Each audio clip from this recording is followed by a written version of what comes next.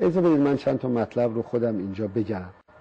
بعضی ها روی این گشت ارشاد خیلی جفسازی کردن، گرچه من نظرم رو دادم، از قبلم دادم، قبل از انتخاباتم دادم، تا الانم نظرم همونه، بارهام اعلام کردم، نامه هم دادم به وزیر کشور. من اعتقاد ندارم مسائل فرهنگی از طریق انتظامی قابل مدیریت، اعتقاد ندارم.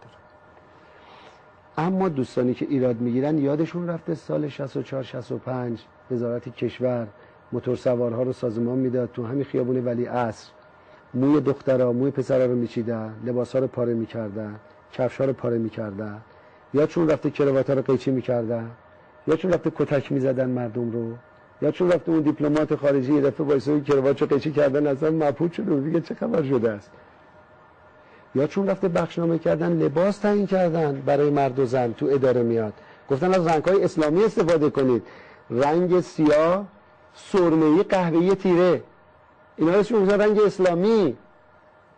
یا چون رفته چه گزینش‌هایی داشتن پدر ملت رو در می آوردن، یادشون رفته.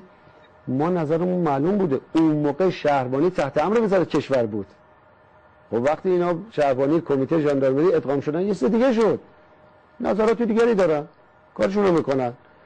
من نمیخوام نفی کنم، مامورین از اونها هستن خوب عمل میکنن، بد عمل میکنن، اما اینایی که این جفسازی ها رو میکنن، من باورم نه همونایی که قبل از انتخابات میگفتن احمدی نژاد بیاد تو پیاده‌روها دیوار میکشه. دیوار میکشه. من دیوار کشیدم. اصلا من یه لحظه به حساب فکر کردم، به نظرم همونا هم هستن دارن بعضی برخوردها رو الان شکل میدن، میرن طراحی میکنن، تون برخورد میکنن که میوه‌شو توی این شرایط سیاسی بچینن. ولی ما سالهای 64 65 66 که امام فریادشون بلند شد، عده رو فرستادن گفتن به اینا دستگیر بکنید در خیابان‌ها، و دولت وقت حمایت میکرد از این برخورد، از این برخورد صریحا حمایت میکرد. ما کدهاشو داریم.